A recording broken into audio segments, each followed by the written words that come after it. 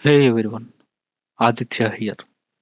Today we are going to learn about Adobe Photoshop.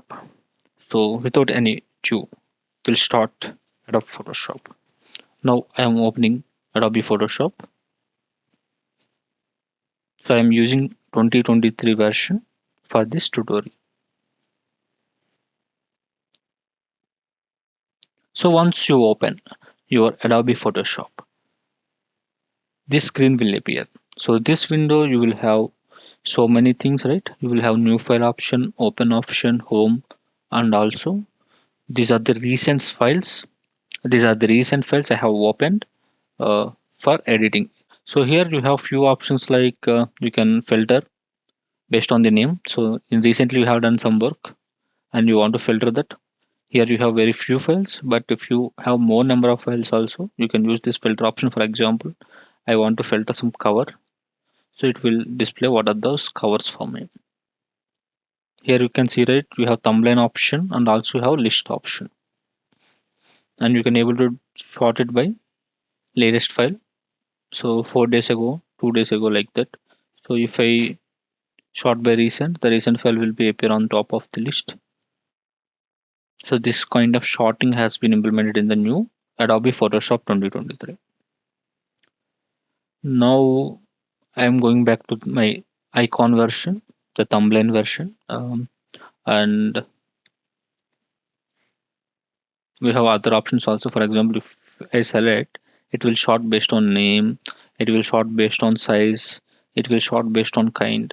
So these are different options available, so you can use, you can play with it and keep the settings which suits you better. Now if you open Adobe Photoshop 2023 and you didn't find this screen or this window didn't open for you, then there will be a chance that it was disabled. So enable this home screen, you have to go to edit. In the edit you will have preferences, go to preferences. In the preferences, go to general. So here you will have an option like auto show the home screen. If you are unable to see this screen, there may be a chance that this was untick. So tick this to get this home screen. If you don't want to see the home screen, then you can directly click untick this, so that the home screen won't be visible to you. But usually I prefer using the home screen. So here we have two options to create a new file or to open a file. So if I click here open, we can able to open any file from the Explorer. So any previously saved file or any new file we can open from here.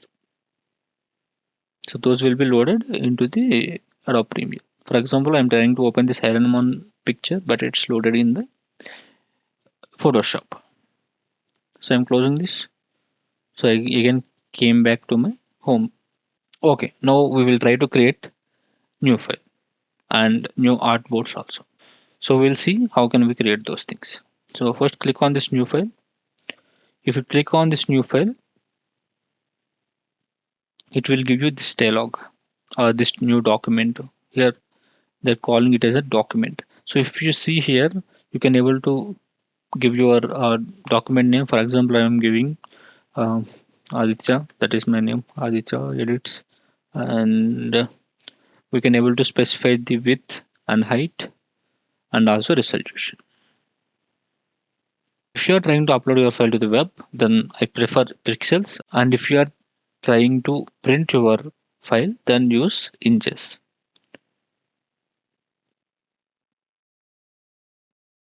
And the resolution, so here the resolution 72 is ideal for web pages, but if you want to use it for some printers, then you have to go to printer settings and find out which resolution is best for it. Usually 300 is the best resolution for the printers, but yeah, so based on the printers type you can able to add to change your resolution. We can able to change the orientations also. We have to orientation, and we can able to create the artboard. So these are the options available in this preset details. And if you go below, we have the color mode. Usually for web application we can use RGB color, and if you are using some other printers, you can select this CYMK CMYK color or any other colors based on your printer. But usually most of the times we will use RGB color only. And regarding the bits we can discuss later in the course. And yeah, so background contents, if you are creating any blank document, if you want the background should be white, black, or a transparent, or we can set custom also. So this option we can select here. So I'm selecting white. The advanced options, if you observe, we have color profile. So we have so many options here. Initially it's selected for don't color manage, but we can use this SRB color, so which will work for most of the times for web. And if you are working with any predefined, if you are working with any particular printer, then based on the printer profile you can change this, you can change your color profile. So if you see we have so many options here, you can select any one of them based on your preference. So I am selecting this RGB, working RGB, sRGB, so which will work for me most of the times. And remaining we can leave as it is. And now in the right side, if you observe, we have recent tab, saved, and photo, print, art and illustration, web, mobile, film, and video. So these are different types of presets. So which are predefined with some lengths. We don't need to customly provide these things. So based on different devices. For example, if it is a web, it's there was already predefined presets for us. So we can select these things and we can directly start editing instead of creating our custom preset. And for art and illustration we have different sizes. For photos we have different sizes. So these presets we can use uh, to simplify our process. And here if you see we have artboards. So what is an artboard? An artboard is nothing but which will contain multiple canvases. For example, if you create a normal image, then you have to maintain 4 layers. If you want 4 different pictures in the same, these artboards usually used for graphic design. So if you are not doing any graphic designs or any website designs, you can skip this one. Otherwise, you use this for streamlining your workflow. So if you have 4 layers, we can keep those 4 layers in the single artboard instead of creating 4 different images like the normal process. And if you're comfortable with artboards only, you can use artboards. Otherwise, you can go with our normal approach. There is nothing wrong in it. So I'm creating an artboard for your understanding. So here I created an artboard. Here I can do some kind of work. And after that, we have these 4 options. So if I click this option, we'll get another artboard here.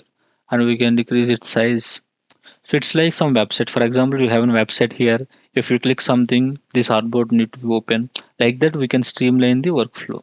So now we will take a look at interfaces and workspaces.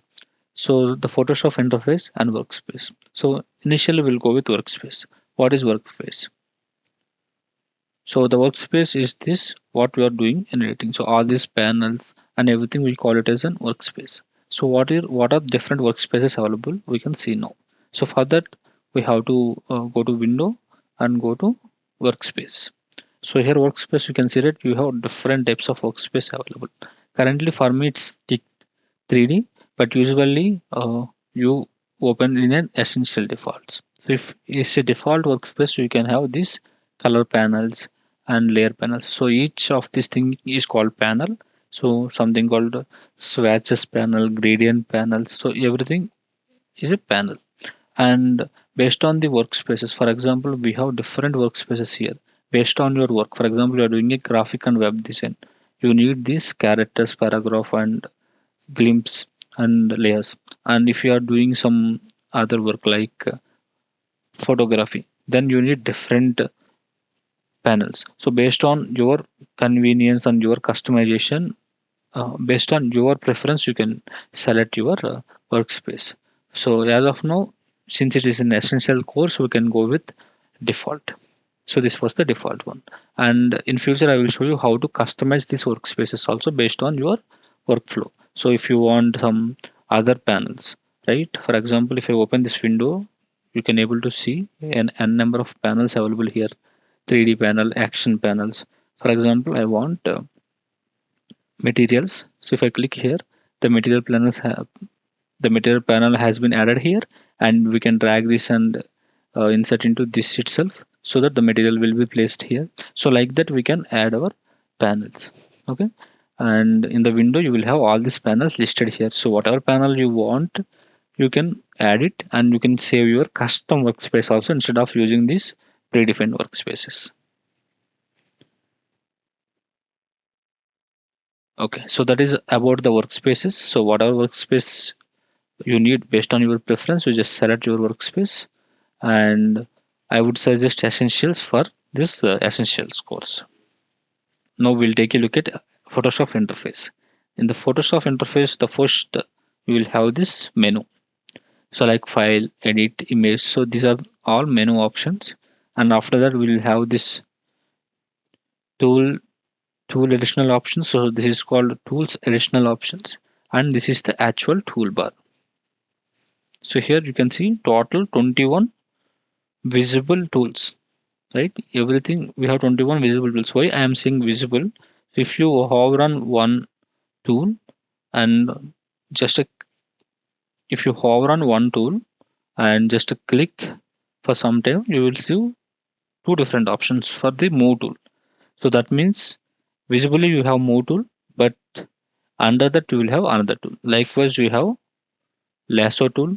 In the lasso tool section, you can select polygon lasso tool, magnetic lasso tool. So invisibly you can able to see only 21, but underlying you will have more tools. For example, if I select spot healing brush tool, you can able to see this additional toolbar has been changed. And if I double click, if I click long press, and after that, and if I long click this, and if I change to healing brush tool, it will the additional tools will change based on the tool. So if you have an image and if you want to do some healing, the spot healing brush tool may not work for you. But at that time, you will have different options like patch tool or content aware tool. So those will be helpful. So if you select that, this additional toolbar options will be helpful for you. Customize those options. So that's it about the workspace and interface of the Photoshop. And these are the toolbars. You will have different toolbars under the same tool, and also you can change those options in this additional tools options where you have these things. No, you can increase or decrease like that. You can change. Now we will try to see different ways of opening files in Photoshop. So the first conventional way is go to file, and from the file click on the open button. So likewise you can open your images. Otherwise, the other option is you can click Control plus O. It's a shortcut for the previous one. It will open the Explorer, and from the Explorer you can load your image. Okay, and next one, you can go to your home page. From the home page, you have this open option. Click on this open. It will open the Explorer. From the Explorer, you can add your image here. Otherwise, go back to the home page, and here we have this recent section.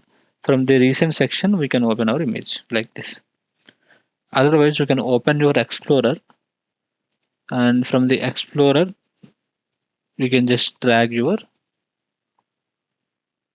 image here. This is another way. And these are the different ways of opening a file into the Photoshop. And we have another way. So just go to home and try to create a new file. So I'm going to create it as an film, and I'm clicking this HD preset. So for me it's open. Now I want to open images inside this document instead of opening like side by side. So for that I will open my Explorer. From the Explorer I will select multiple files like this, and I just drag into my document.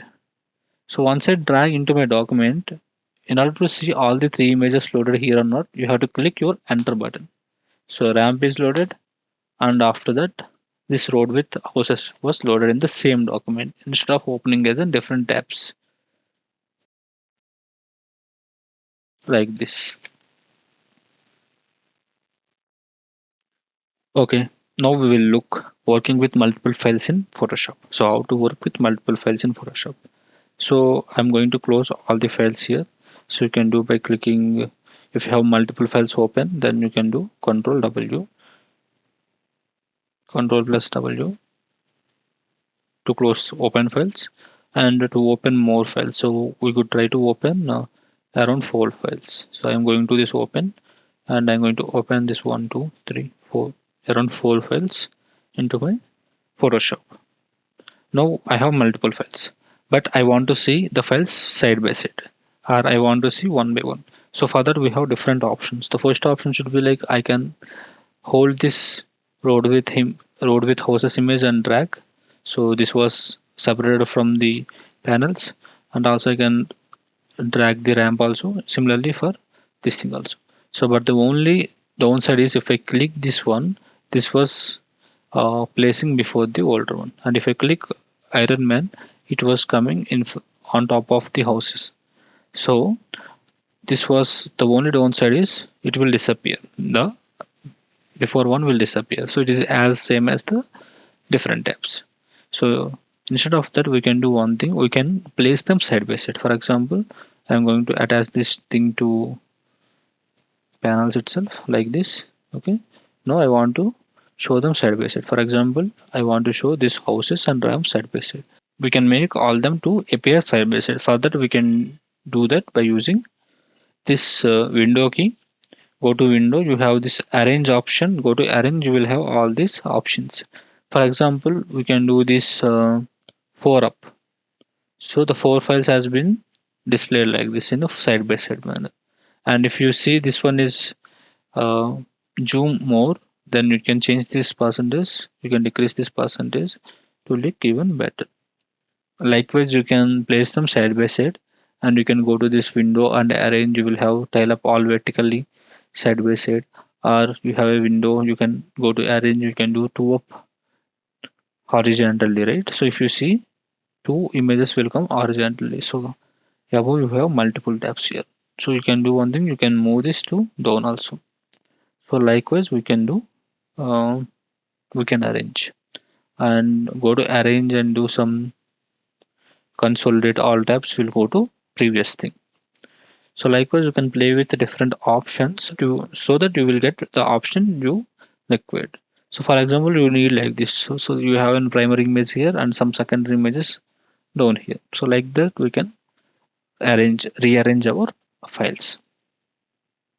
So now we will look at save and exporting of files. First, when it comes to saving, the first thing we need to remember is we have to save our file every couple of minutes. Sometimes what will happen if the application crashes, the valuable work what we have done will be lost.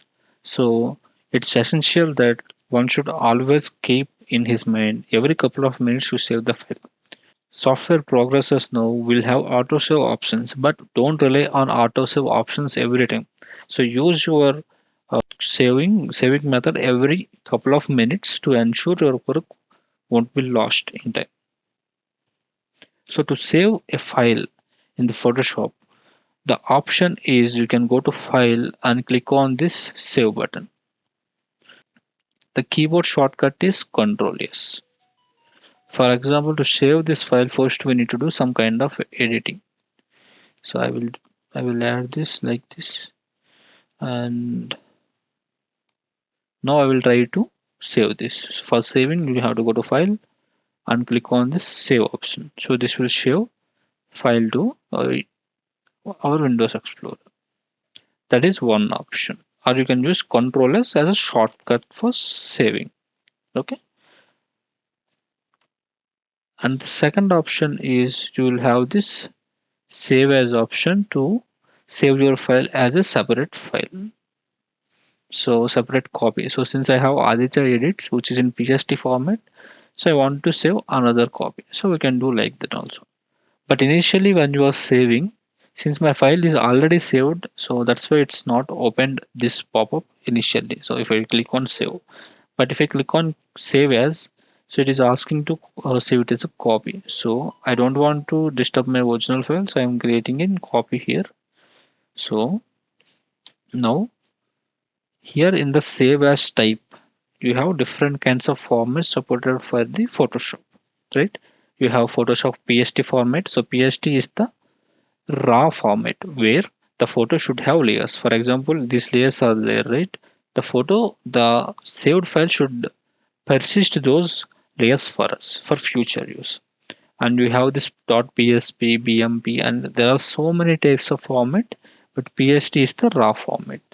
But if you want to use your file to some website, and you can save it as a JPEG file. So usually we'll use JPEG for the webs. That is usually lossy compression we can see. So it will lose few pixels also, but it will um, merge all the layers into single file for us. So that's why it's lossy and the size should be lesser when compared to PST. Otherwise, you have another option that is PNG. So PNG is also good for websites, but it is lossless. So lossless in the sense it will not lose any pixels and layers has been merged into single file also. But the good thing is it is lossless. So I will show what do you mean when we should use PNGs.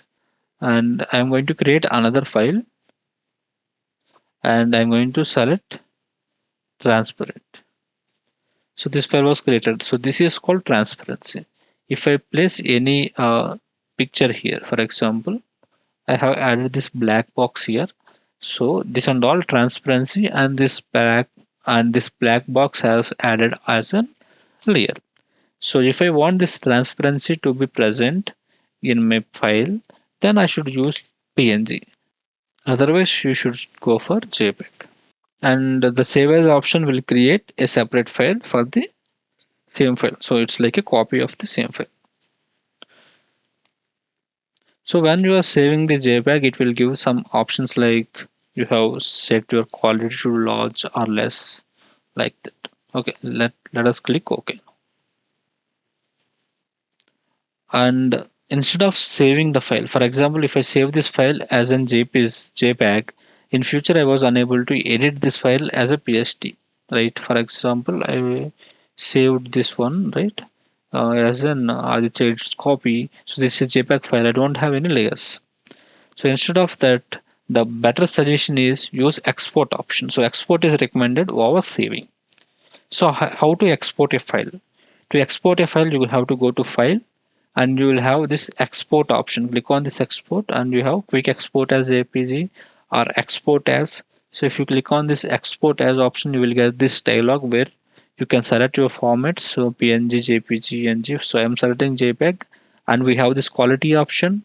So you can increase or decrease uh, this quality. So if I decrease this quality, so I decrease this quality to 1. You can able to see the file size is 13.4 KB. So if I increase somewhat to 5, the file size has been increased to 20 KB. And if I increase to 7, it is 21.6 KB. So likewise, based on your quality needs. For example, you are going to show this file in a web. So in the web, you don't want to show in very larger pixelate format. So at that time you can use the low quality file. So a small icon should be displayed. No, in the website you want to display the whole file in a very good resolution and good quality, then you go for the highest quality and also same ways the size of the file also increases. Okay, and here we have so many informations like you can change the image size, height and scale also, and based on that you save and click export for exporting your file. Otherwise, you have another option in the export itself, that is save for web. So if you are planning to save your file for web, then you can use this option. So this will compress your file to very less GB for website for quick downloads. So here I've selected the JPEG, and if the quality is 60%, the file size is 53.8 8K, and it will download in within 11 seconds based on the download time, right? And if the internet speed is more, like 2 MB per second, this file will be downloaded within 1 second itself. And you can able to change this values low, medium, very high. So based on your preference. If you click here optimized, Photoshop will take care of optimizing your photo, and with minimal size, it will look very high quality picture. And if you know height and width of your image which will be showing in the web, then you can specify those things here. And finally you can click this save button, and it will be saved as an JPEG with very lower size and with high quality, which Photoshop added for us.